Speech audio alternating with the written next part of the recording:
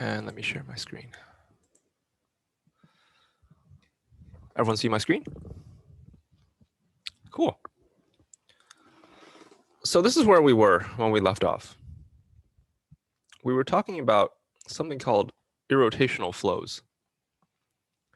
And the reason we were doing that is because we discovered through use of the vorticity equation in the previous lecture on Wednesday that inviscid flows are actually the same as irrotational flows. And so what it made, so then it made sense for us then to figure out how to find irrotational flows. Again, irrotational flows are, well, that's what they sound like. They have no rotation, and specifically that means that the vorticity is equal to 0, right?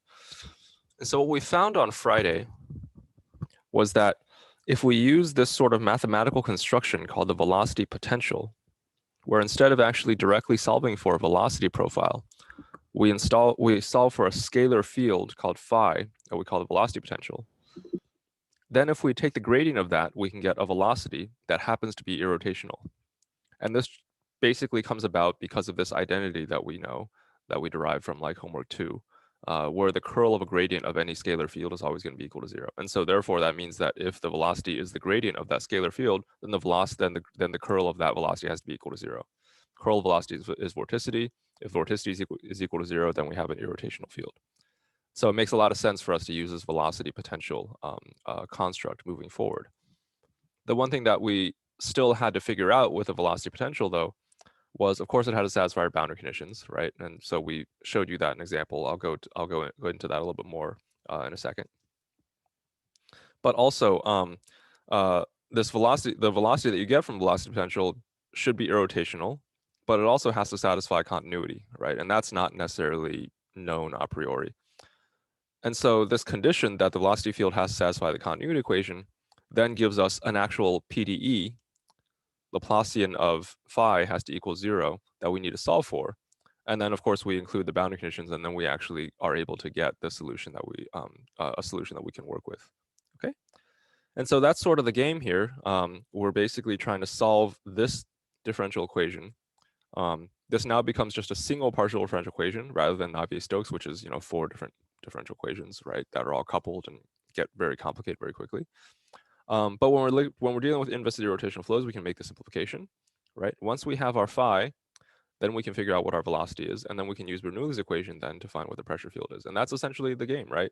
Once you have the velocity and the pressure field, then you can do essentially everything that we typically would do in a fluid mechanics problem: calculate forces, calculate flow rates, etc. Okay. And so we started this example on Friday called inviscid flow past a cylinder, basically.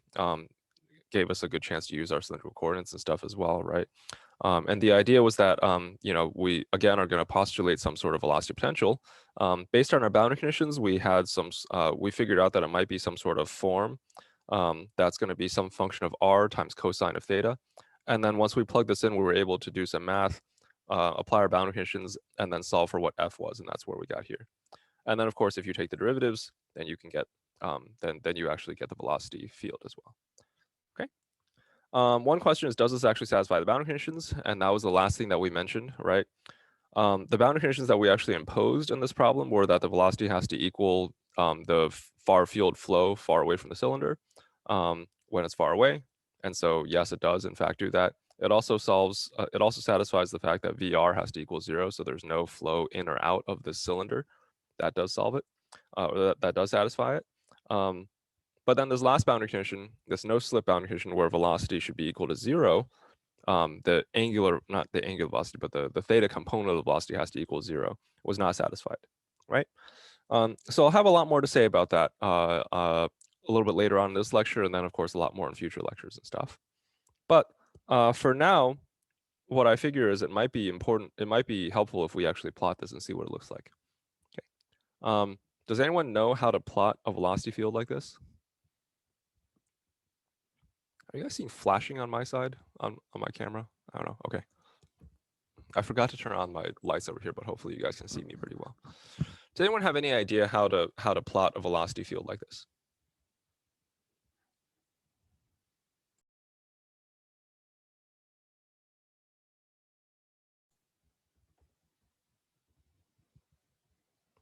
Let's say we do it in MATLAB, right? Let's say you want to do it in MATLAB. Does anyone know how you would do it in MATLAB? Could you use a contour plot where you have theta and r, and then the height of each point is corresponds to the value of v? Yeah, that could work, except you have both a VR and a V theta, and so you want to be able to actually plot the arrows. If you have a contour plot, you can only plot one thing versus R and theta, right? Anyone else have any ideas? You guys remember how to plot stuff in MATLAB, right? What command you used? Can you use quiver? You can use quiver, right? That works for sure, except quiver is only in Cartesian coordinates. And so let's do a little bit of work and then actually convert this into Cartesian coordinates, and that makes it a lot easier to plot. Okay, there's some subtleties in the way that we plot this, and so I do want to talk through. I want to talk through this for everyone here. Okay, so to convert this into Cartesian coordinates,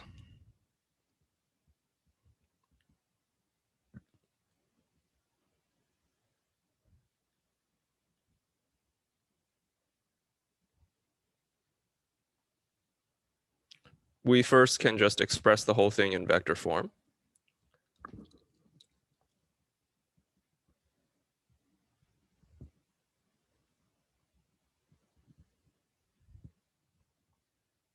So that's VR, as we wrote up here, right? And then, of course, we also have to write V theta, so minus there.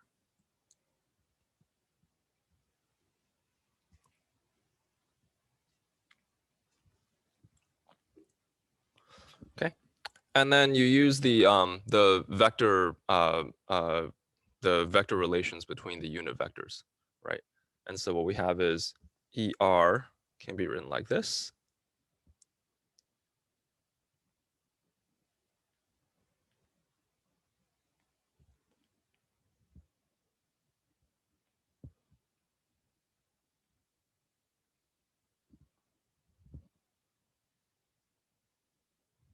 That, right? And then basically it's just plugging it in. Okay, so you plug in the ER here, and then you plug in the E theta here, then you collect all the stuff in front of EX, and you collect all the stuff in front of EY, and then that's your VX and your VY. Make sense, right? And so this is basically what you get when you do that. V is equal to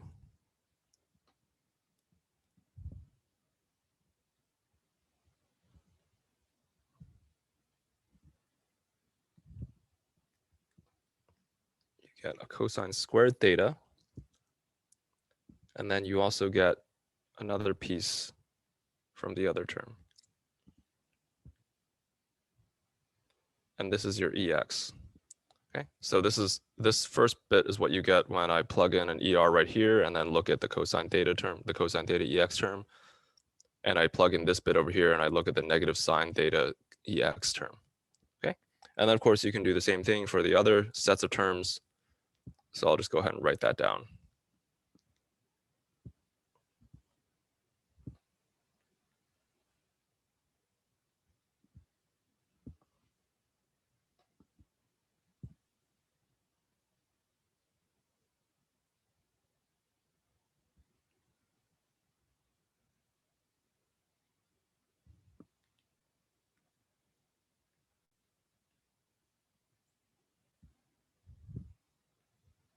Okay, and then we can plot that. So let me do a quick pause in my screen sharing and then actually get my MATLAB open as well. All right, so I made some code to actually plot that. I apologize for everyone for covering up the screen. Hopefully we can do this pretty well. So there's the velocity profile that we want to plot. And there's the code that I wrote. Okay, hopefully you guys can see this. Just like before, we have to give ourselves a grid of X and Y values, okay? And so that's what I did right here. And then all my, like the X and Y values in my grid are, well, they're X and Y values. I want the R and theta values for my grid, and that's why I calculate the R and the theta values for my grid, okay? This command is actually halfway important. This command basically removes all of the grid values where I'm inside my cylinder, where R is less than 1, right? That's important because the velocity actually diverges when R is less than 1 right here, right? And so that doesn't make sense, but that's okay in physical reality because there's no fluid actually moving inside the cylinder, so we don't need to worry about that. Okay. And then here's just the quiver command right here, right? So we have x and y. Here's our vx. Here's our vx right here. Okay, you can see that looks like this. And here's our vy. Okay, and so let's go ahead and run that. And that's what we get. So far away from the cylinder, over on the left-hand side over here, you have the velocity moving to the right, right? And then as you move past the cylinder, the fluid just kind of starts to move around it like this, right? We mentioned boundary conditions and stuff, right? So it does, in fact, satisfy the boundary conditions really far away from the cylinder in all directions, right? It also satisfies that VR has to be equal to 0 when you're at the surface of the cylinder. But as we expected, it does not satisfy that the V theta has to be equal to 0. And so we do not satisfy the no-slip boundary condition, right? A few different things just to point out for the future. We are going to talk about this problem a little bit in more detail, specifically about this no-slip sort of issue that we have. Just some vocabulary. This point right here that I'm trying to highlight and this point right here have no velocity. And those are called stagnation points, okay, just so you know. All right. So that's how you plot velocity. What we have not figured out is the pressure distribution, right? And so let's go ahead and finish the problem by doing that. So let's just say find pressure distribution.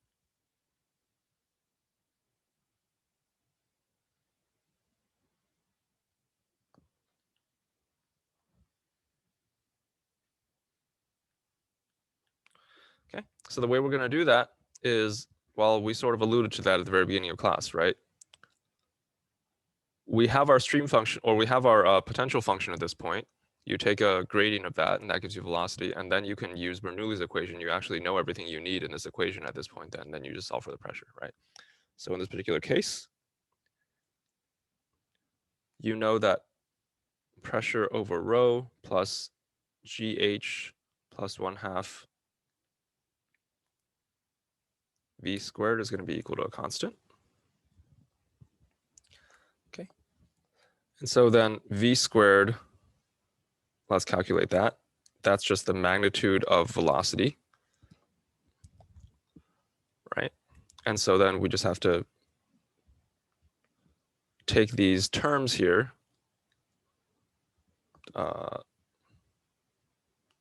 Here's our VR and here's our V theta. And then we just have to, actually plug them in, right? And so VR here squared is just U squared 1 minus A squared over R squared times cosine squared theta, okay? And V theta squared is U squared 1 plus A squared over R squared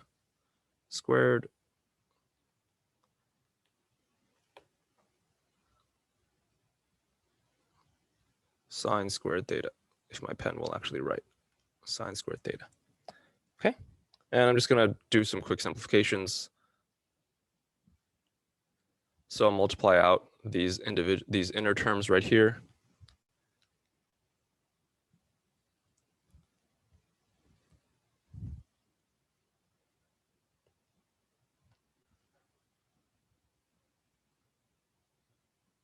Okay, that's the first term.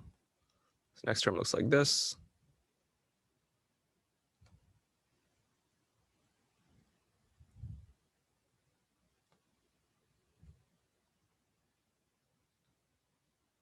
That. Okay. And then, yeah, we can group a few terms together just to make things a little bit easier. You guys remember, of course, that cosine squared plus sine squared is always equal to 1, right? And so that lets us do just a few quick simplifications. I like to make things look nice and tidy. So what I get is this.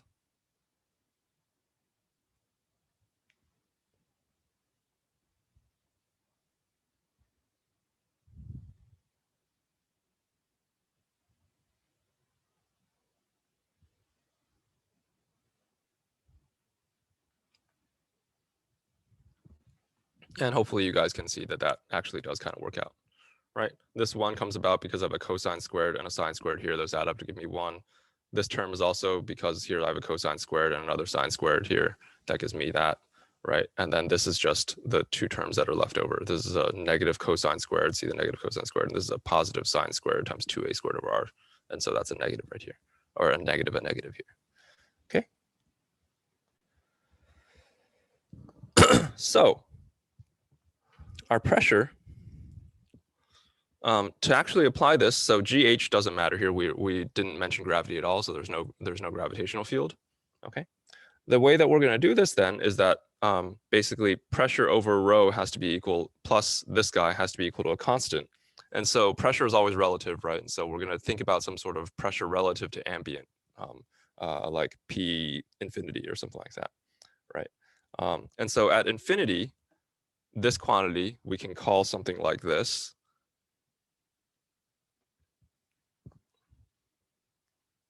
And I'm just multiplying through by rho here. So this quantity right here is basically this quantity times rho, but far enough, but really, really far away from the cylinder, right? And then closer to the cylinder, we just get the pressure field that we care about plus 1/2 rho this, right? So we get the pressure that we want,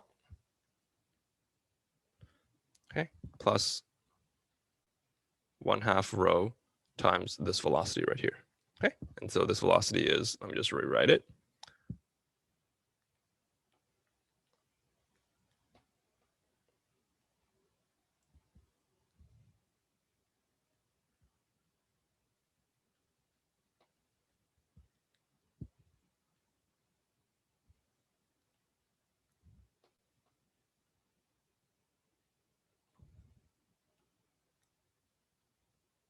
I don't know why my pen is doing this.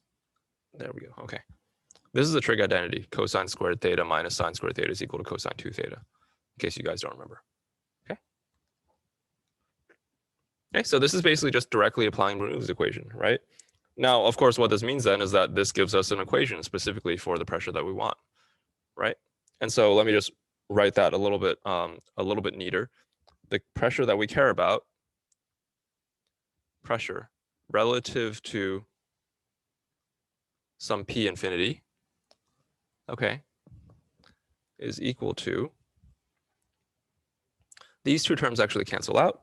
And so what I get is 1/2 rho u squared times 2a squared over r squared cosine 2 theta minus a to the 4th over r to the 4th. Okay. You see how that works? So that's generally how you use the Bernoulli equation. Okay. You just note that this thing has to be constant, and then you compare this constant with something far away, where whatever it is far away, you typically know because you're talking about flow past an object. So it's just going to be P infinity plus 1/2 rho u squared. Okay, that gives us the pressure. We can plot the pressure in a second, but even without actually doing that, we can play with things a little bit and sort of figure out what's going on. For instance, if we wanted to know what happens at the surface of the cylinder, right? So let's look at the pressure at the surface of the cylinder.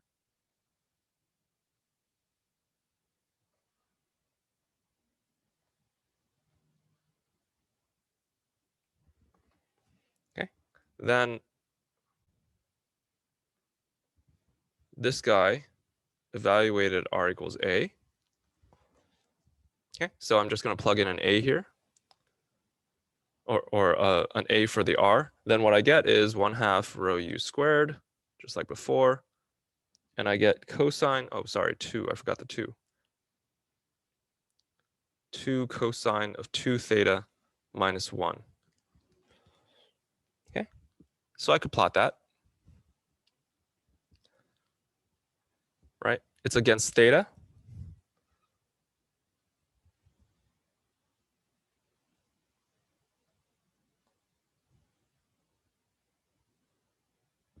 Okay, when you plot it, it looks something like this. 1 minus 1 minus 2 minus 3. And I'm going to put a pi there and a 2 pi. On the y-axis, I'm going to plot a rescaled pressure, or like some sort of non-dimensional pressure. And so all I'm basically plotting is just 2 cosine 2 theta minus 1. Okay. Cosine of theta is 1 at 0, and then it should have a period of 2 pi, so it would look something like cosine of theta would look something like that, right? Now cosine of 2 theta means means it would look something like this, right? Because the frequency is going to double because it's cosine of 2 theta, right? And then if I multiply that by 2 and then subtract by 1, then what I'm doing is stretching it and then shifting it down by 1, right? And so what I get is something that looks like this. Sorry, I can't write very smoothly on here. Okay, where this little bump is not real, it's just because I needed to put my hand somewhere. Okay. It's also supposed to go to 3, to exactly -3, but I also can't draw very well. But that's basically what it looks like. Okay. What you notice here, so this is theta, right? So just to remind you guys, here's the flow coming in. It's coming in at a speed of u, right? Over here, that's theta equals 0 or 2 pi, right? And then over here, that's theta equals pi, right? And so what we have is over here and over here, remember these were called the stagnation points, right? That's what we saw when we plotted it. Then our pressure is just equal to 1/2 rho u squared. Okay, so the pressure is high over here. Okay, the pressure is low over here. Up here and down here, this is theta equals pi over 2, and this is theta equals 3 pi over 2, right? That's right here, pi over 2 and 3 pi over 2. Pressure is actually negative. It's not really negative, right? You can't have a negative pressure. The pressure relative to ambient is negative, so the pressure here is lower than in ambient conditions, right? Makes sense because the fluid is flowing faster there, right? And sort of Bernoulli's equation, if you just kind of stare at it for a second, what this suggests is that the faster the fluid is moving, then the lower the pressure is going to be, right? So that kind of makes sense too mathematically, right? The pressure is lowest right here. The other thing that we notice is that the pressure here is actually symmetric, right? In other words, it's forward reverse symmetric. I'll have something to say about. I'll have some more to say about that in just a second. But forgetting this sort of plotting, I want to show you guys what it actually looks like if a computer were to plot it. So let me do that real quick. Not too many comments with how to plot this. Again, you have to give yourself a grid of points. The grid is a little bit finer in this case because I'm not trying to plot vectors. I'm just trying to plot values. Okay. Same thing here. You need an R and a theta value for every one, and then same idea. You don't actually want to plot the values inside the middle of the cylinder because there's no fluid in the middle of the cylinder. And so I'm just doing a surface plot, as you guys have probably seen me do in the past. Okay, here we go. So there's my velocity field, but we mentioned that, so let's not worry about that. And here's the pressure field. All right, how do I rotate? There we go. Okay, so the fluid is moving in a plus x direction. Okay, so it's coming in from the left side over here. Okay, and as we plotted on the surface, but now we can look at sort of over the entire range here, right? The pressure is high at these 2 stagnation points. Makes sense also to their stagnation points, so the velocity goes to 0, and so that's why the pressure is going to be highest, right? According to the Bernoulli equation. Okay. And then the pressure is going to be lowest over here is exactly what we expected, right? And then as I mentioned, there's forward and reverse symmetry here, right? If I had not told you a priori that the fluid is coming in from the left, you wouldn't have known whether the fluid is moving from the left or if it's moving from the right, right? You could have stared at the velocity at the vector field and seen that, obviously. But just looking at the pressure distribution, you might not have known that, right? And so here's what that means.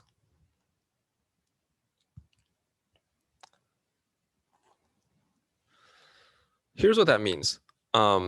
if we were to plot, or maybe one way of thinking about this is, let's calculate the drag force. So let's find the drag force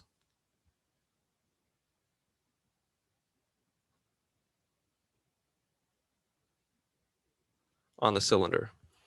Okay. That the drag force doesn't really, that's not really any sort of special force. All that really is saying is, you know, I have flow moving past an object. How much force does the fluid exert on the object? Okay. So this drag force, you know, you calculate all the forces, right? And normally the way that you would do that, kind of similar to, let's say, the turtle problem on exam 1, right? You would figure out what the pressures are, you'd figure out what the viscous stress terms are and stuff like that using Newton's law of viscosity, right? Add those together, and then you know, here we're interested in the total force across cylinder, so you'd have to do some sort of surface integral that you didn't have to do in exam 1, right? This kind of makes sense to everyone, right? In this case, we have an inviscid flow, and so there's no viscosity, and so we don't need to worry about that at all, right? And so the drag only arises from the pressure.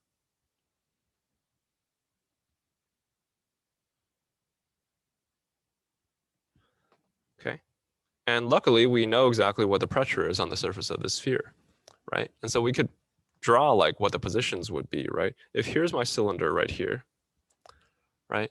As we said, the pressure is higher over here on the front and back, and it's lower on the sides, right? So you can imagine, and of course, pressure always pushes into something, right? And so you can imagine there's a lot of force on the cylinder from here, and then only a little itty bitty amount of force on the cylinder from the two sides, and then some sort of intermediate amount over here. Okay. I should say here because there's no viscosity. Okay, and so here's where it gets kind of weird. We mentioned that the pressure is symmetric in the front and the back, right? And this is the why it's a little weird that we have this, that the pressure is symmetric. Okay, you can imagine that this pressure right here should exactly cancel the pressure over here, right? This is pushing to the right, this is pushing to the left. And because the pressure is symmetric front and back, then they should exactly cancel each other out. Same idea on all the different sides too, as well, right? So what that means is that the pressure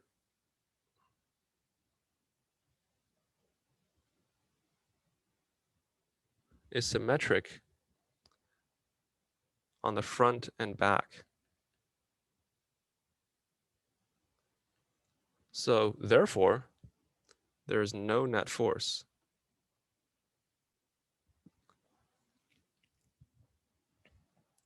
Okay, so that means that the drag force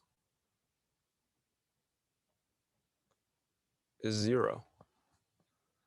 If you actually did a surface integral and stuff, you would find the same thing, obviously. But here we don't really need to do that. We can just sort of use symmetry arguments and then show that the drag force is actually equal to 0, right? That's kind of bad, right? As a fluid mechanician, or you know, if you predict that when something is moving through a fluid and there's no force that the fluid exerts on it, there's no drag force, that's obviously different than what you experience in real life, right? So this is a terrible prediction. Okay, it turns out that this is not just a peculiarity about how symmetric the cylinder is. Basically, any shaped object, if you push an inviscid fluid across it, or you know, flow an inviscid fluid across it, you would still see no drag force. The pressures in the front and back would exactly cancel each other out. Let me just write that down. This is a general result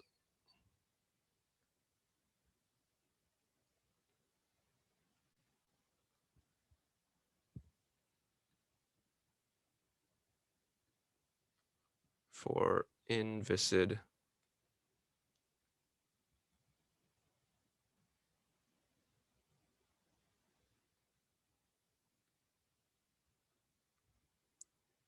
flows. Okay. This is a pretty famous paradox, actually. It's sort of the premature death knell of fluid mechanics, if you will. Because, you know, it's maybe not a terrible assumption at large Reynolds numbers, as we argued earlier, that we can ignore viscosity. But it turns out if you ignore viscosity and can actually get to real solutions that you can play with, then you come up with conclusions that are completely unphysical. This is a paradox that has a name. It's called D'Alembert's paradox.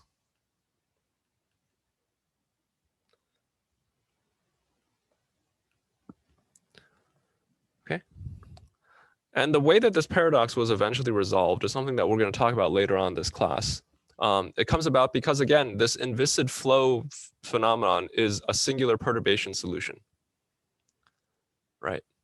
And remember, the singular perturbation solution has two components. There's one in the bulk where you can actually let Reynolds, where you can actually let 1 over Reynolds number get to 0, and you know, in a sense, in effect, basically let viscosity go to 0.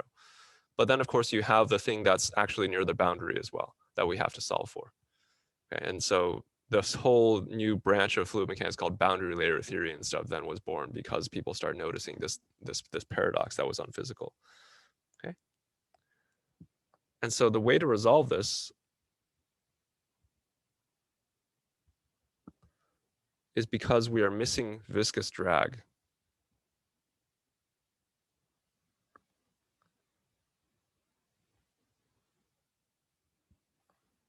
Okay, and that's from the boundary layer.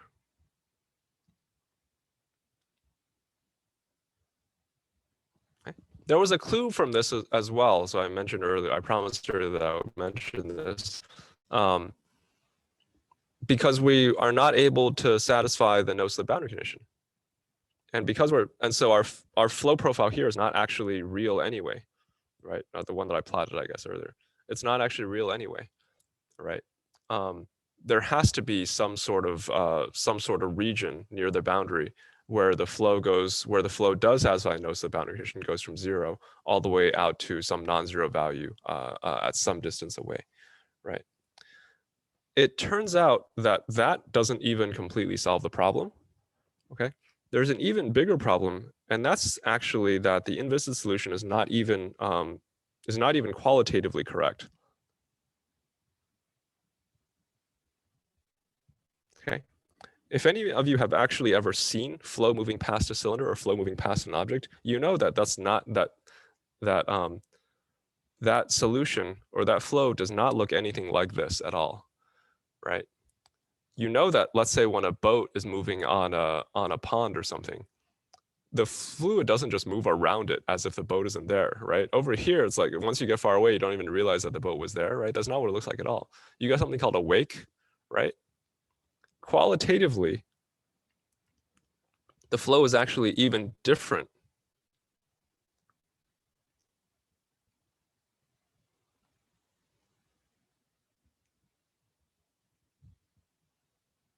In real life.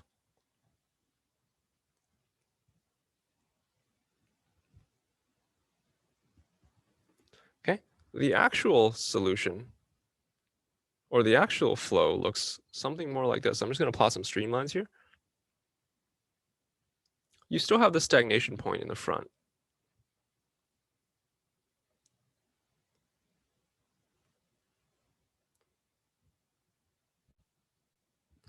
But the actual flow looks something like this.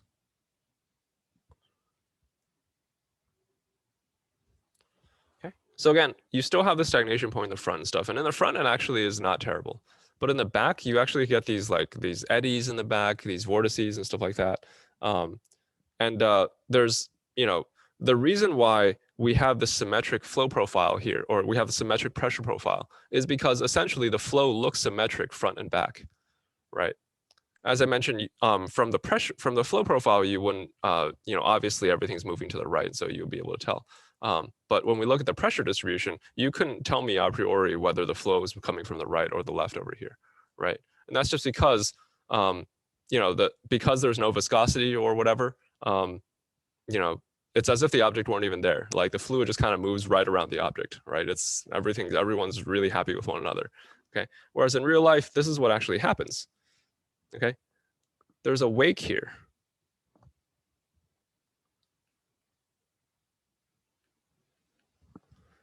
Right? And so the flow is not symmetric front and back.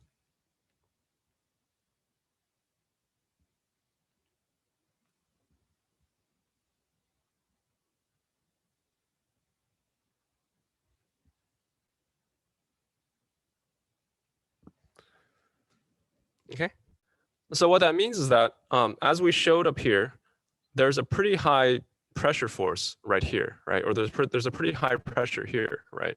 There's actually not a really high pressure on the backhand side of this cylinder. Okay. And so in the pure inviscid solution, which as we kept mentioning so far, is not actually physical, but in the pure inviscid solution, you have a high pressure component over here. But that high pressure component is exactly counterbalanced by an equally high pressure component in the back of the cylinder, right? In a real cylinder scenario, there's a high pressure component here, but the wake actually destroys that over on the back. And so there's not a high pressure component here. So there's actually in real life drag that comes about because of viscous effects in the boundary layer, which we'll spend a lot of time in future lectures talking about, right?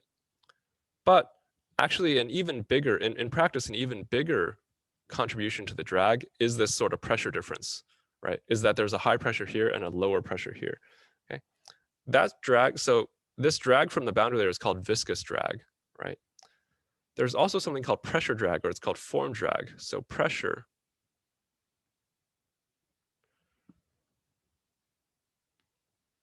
or form drag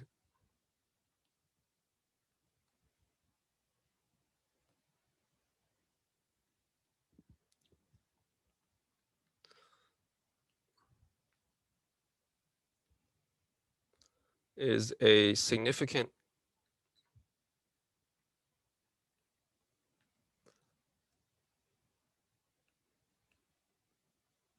contribution to the overall drag force. Okay, it's actually an even larger contribution typically than this viscous drag stuff. Okay. In practice, I'm not going to be able to give you guys a mathematical form of what the drag is going to look like, but in practice, you can look up through empirical relationships what the drag of what this actual force would be, right? It's typically reported in terms of a drag coefficient, okay, and that drag coefficient is basically just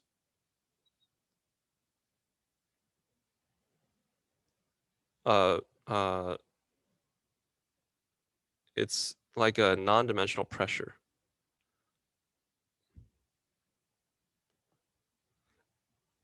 It's a drag force divided by this quantity right here. Okay. This is an actual, oh, sorry, not project, projected area.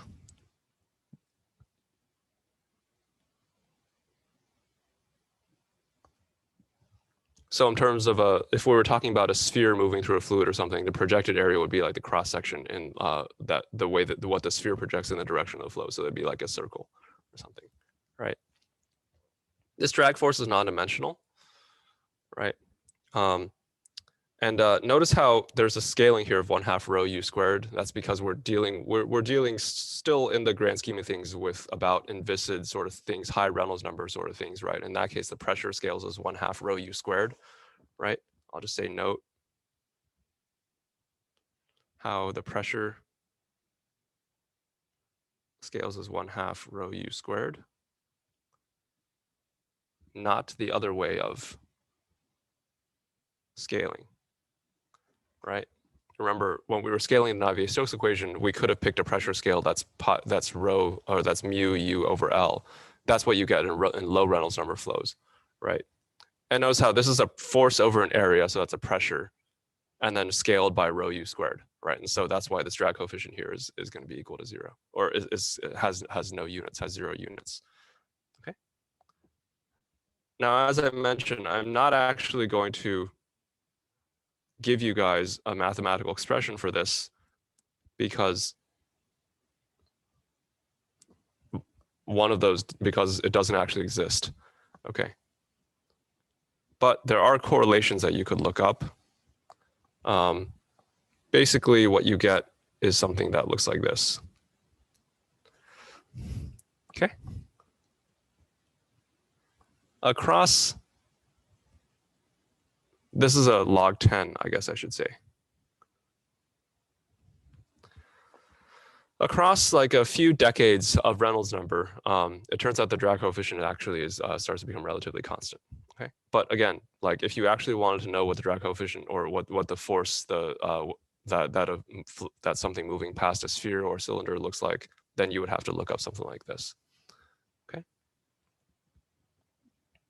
The reason why, as I mentioned, you get a large drag when you have an object moving through a fluid or flow moving past an object or something, as I mentioned, is mostly because of this pressure drag here. It's because you've broken the symmetry, the front and reverse symmetry and stuff. And so the high pressure in the front here is no longer balanced by a high pressure in the back. The reason why this happens is a phenomenon that we typically call boundary layer separation. Okay, it basically just means, it's just a fancy way of saying that that the front and back symmetry is gone. Basically, the viscous effects actually cause these sorts of eddies and stuff in the back, and so you don't have this symmetry anymore.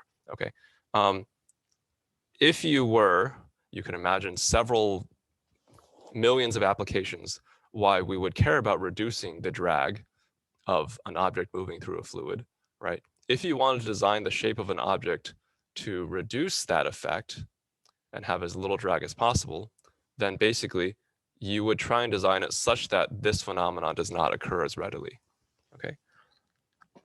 And so basically, we can reduce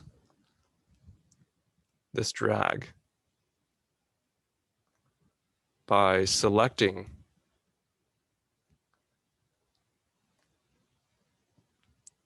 good shapes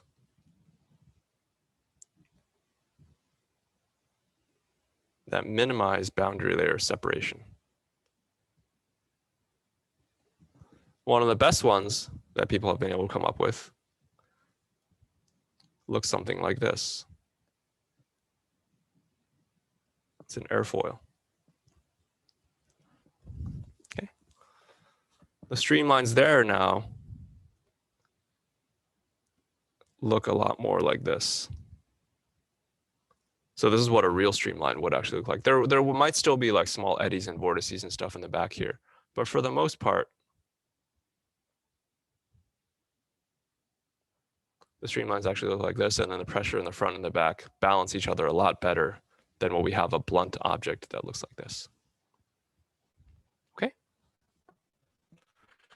Okay, I have about 15 minutes left. Let me quickly summarize what we've been talking about with this potential function. I led the beginning of the class talking a little bit about this, but I want to summarize this again because it'll be helpful in this next concept that I'm about to try and cover in the next 15 minutes or so. Okay, we're interested in the velocity potential because when you take the gradient of it, that can give you a velocity field.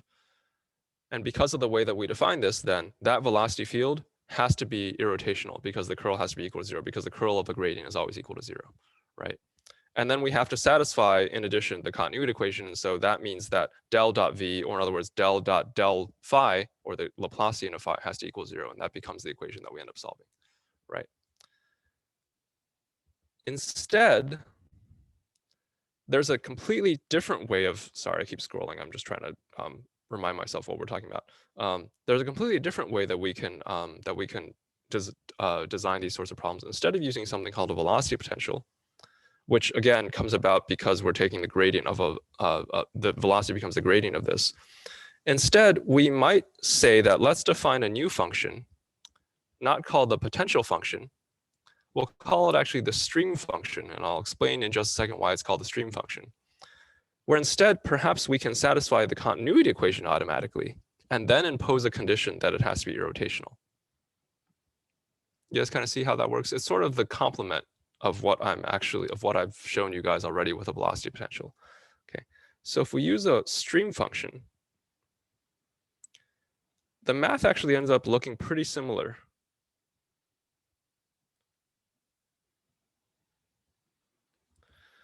Okay, so the stream function basically is useful because I'll say the velocity potential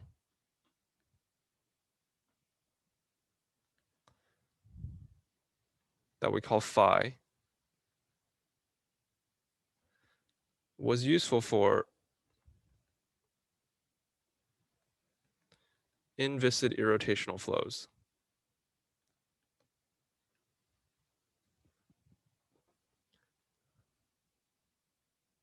Because it satisfied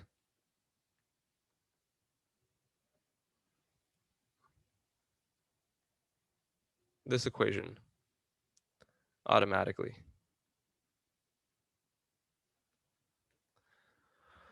Right? That the vorticity has to equal 0.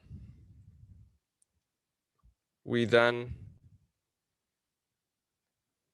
need to solve this equation to satisfy continuity. Okay. Instead,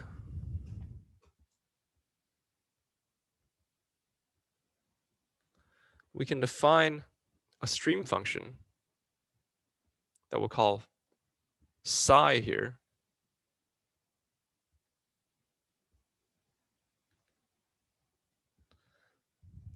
such that this is true. Vx is going to be the y derivative of psi, and Vy is going to be the negative x derivative of psi. It's a 2D flow, I should say that as well. So only works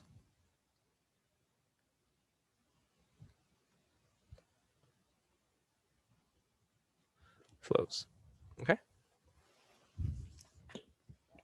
The reason we would do this then is that the resulting velocity field here, Vx and Vy, satisfies continuity automatically. Okay, if you don't believe me, let me show you. dVx dx plus dVy dy is equal to, well, this is d squared psi dx dy, right? Because I'm just taking this derivative with respect to x. And then this guy over here is d squared psi dy dx. And obviously it doesn't matter what order we take derivatives, right? And so this is definitely going to be equal to 0 under all circumstances. Okay.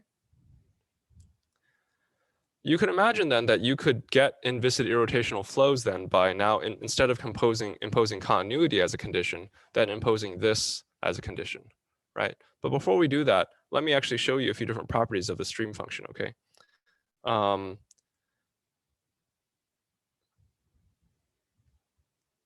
Here, I'll just write psi properties.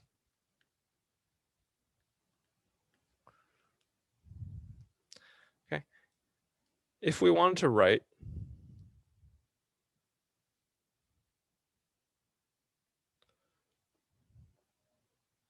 let's look at this quantity for a second. I'll show you in a little bit why we care about this quantity here. V dot del psi. Okay. This is Vx times d psi dx plus Vy times d psi dy. Okay. But of course, Vx is d psi dy and Vy is d psi dx. And so what we get is d psi dy is Vx, right? And minus d psi dx is Vy. And here's our second d psi dy. And this quantity here is always going to be equal to 0. Right? So what this means is that, therefore, the vector v is always perpendicular to the vector gradient of psi. Right? Or another way of saying this is that the vector v is always parallel to lines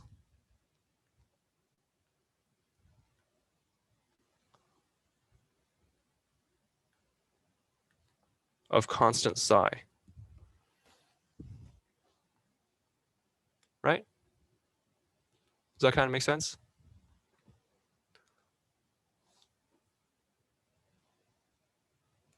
Okay. Because lines of constant, the gradient of psi is always going to be perpendicular to, let's say, the contour lines of psi, if you will, right? Think about contour plots and stuff. Gradients are always perpendicular to contour lines, right? And so if the velocity is always perpendicular to the gradient, then the velocity is always going to be parallel to the lines of constant psi, to the contour lines, right? Now, the contour lines of psi are called streamlines. That's why we call this the stream function. Okay. So what this means is that psi is constant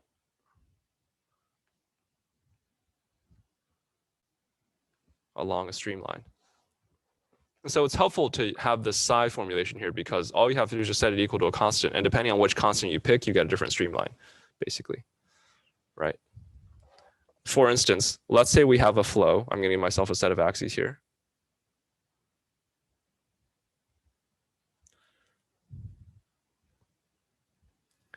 Let's say we have a flow that looks like this. Mostly a uniform flow.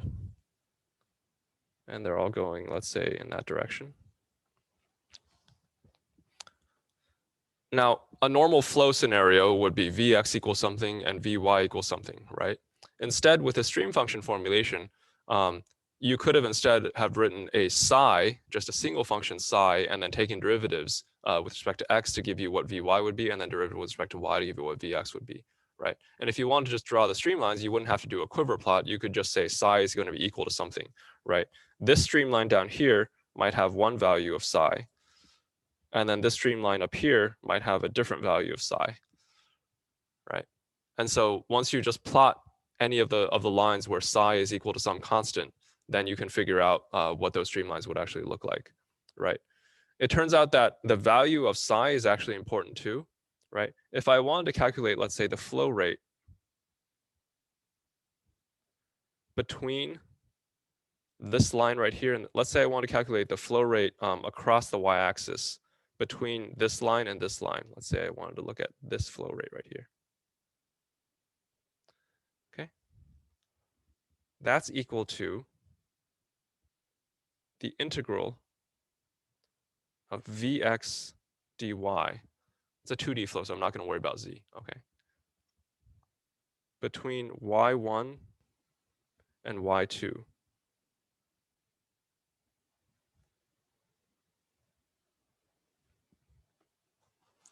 Right? Now, of course, Vx, according to our definition of the stream function up here, is just d psi dy.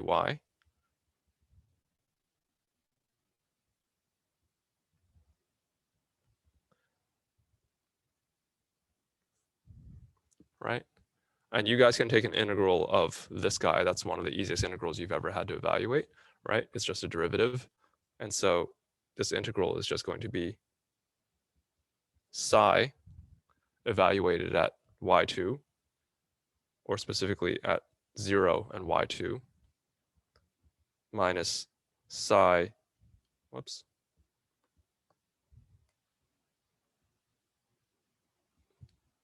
and y1. Okay. And of course, you know what psi is here, and you know what psi is here. We wrote it down as just psi 2 and psi 1, right?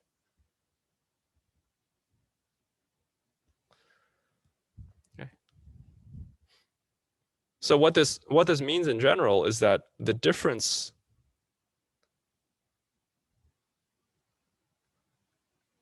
in psi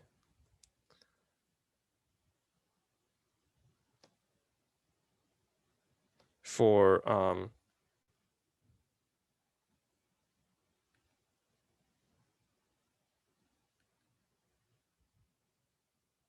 adjacent streamlines is the flow rate. Okay. Another way of saying that is when the streamlines want to get closer together, then that typically means, or that means that the flow is faster there, right? Because the psi is increasing more quickly in between any 2 points, right? But you guys have seen this in when you're visualizing flow, when you're visualizing fluid flows and stuff like that. You sort of think about this intuitively. When the streamlines move closer together, then you have faster flow in that region. Okay. So let me write that down as well.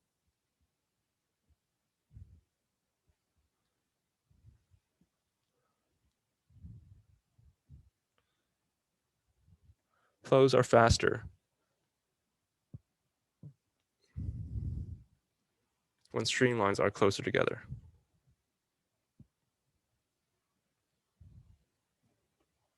Okay. And of course, like I mentioned, this is sort of analogous to the potential function, right? And so we can also think about vorticity in the context of the stream function as well, right? So when we're talking about vorticity,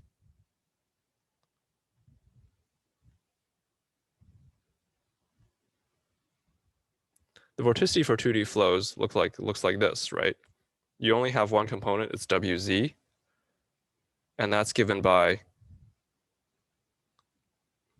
dvy dx minus dvx dy. Okay.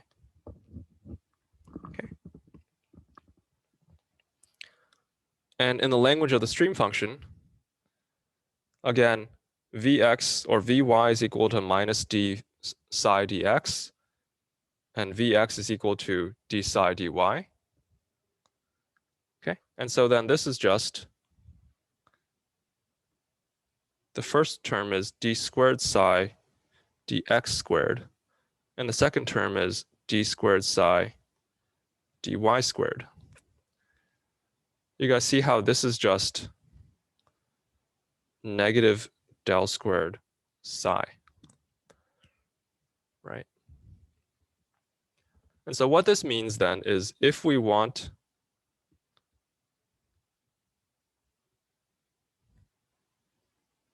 to solve for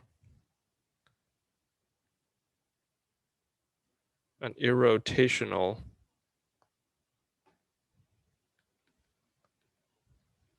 flow, then we must impose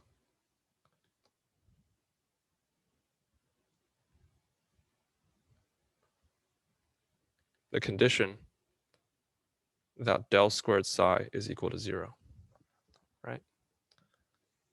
This is analogous to in the potential flow case. In the potential flow case, we thought about this potential function that automatically satisfies that the vorticity has to equal 0. And then when we impose the continuity equation, we got that del squared phi is equal to 0, right? In the stream function case, the stream function automatically satisfies the continuity equation. And then the condition that the vorticity has to equal 0 gives us this del squared psi is equal to 0. Okay. And so then the solution method using the stream function for 2D flows looks identical to that of the potential function. So I'm not even going to give you an example at this point, but it basically is exactly the same. Okay, notice how it's exactly the same equation as it was beforehand and stuff. You just have to be a little bit more careful when you're taking derivatives and stuff to get the actual velocity profiles.